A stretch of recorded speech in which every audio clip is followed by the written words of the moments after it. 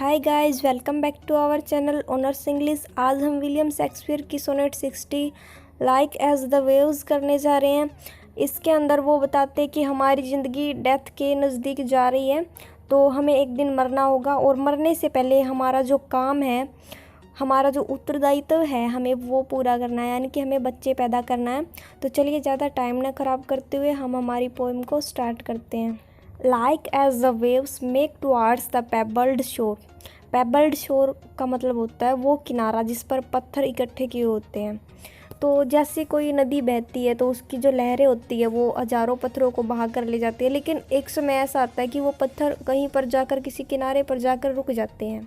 तो स्पीकर कहना चाहता है कि जैसे कोई लहरें पत्थरों को बहा कर ले जाती है और उसके पेबल्ड शोर पर ले जाकर उसे छोड़ देती है।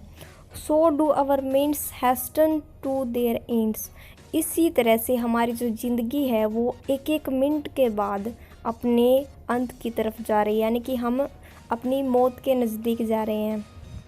Each changing place with that which goes before, यानी कि हर बिताया गया पल जो पीछे जा चुका है।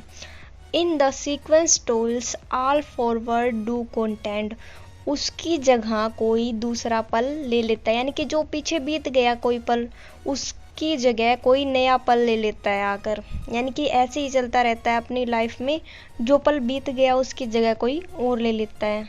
इसके अंदर पोइट यह भी कहना चाहता है कि जैसे कोई लहर होती है, यदि उसकी जगह पर दूसरी लहर आती है तो वो लहर आगे चली जाती है। इसी तरह हमारी ज़िंदगी के पल हैं, जिस तरह से कोई पल बीत गया उसकी जगह कोई नया पल आकर ले लेगा।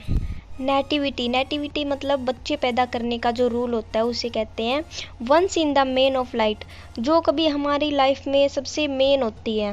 क्रावल्स टू मैच्योरिटी, और उसके बाद हम मैच्योर हो जाते हैं, यानी कि पहले तो हमारा बचपन होता है लेकिन धीरे धीरे हमें मैच्योरिटी आने लगती है।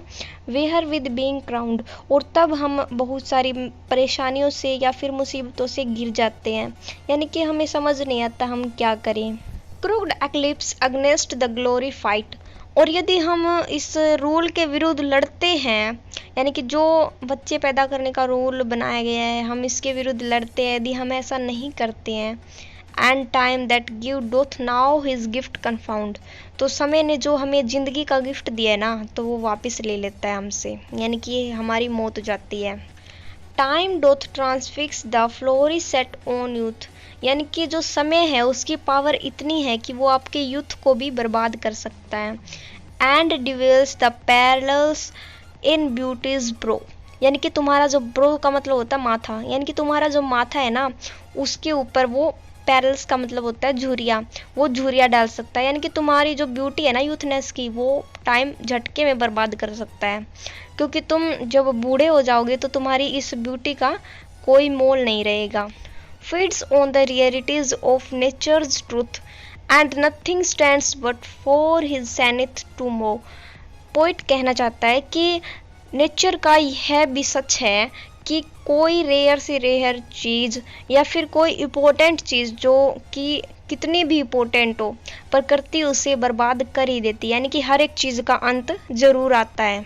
और लास्ट के कपलेट में वो कह रहे हैं and yet to times in hope my verse shall stand, और मैं ये सोचता हूँ कि जो मैंने यह लिखा है, यानी कि अपनी पोइम के बारे में कह रहे हैं कि मैंने ये जो पोइम लिखी है वो सदा सदा के लिए रहेगी।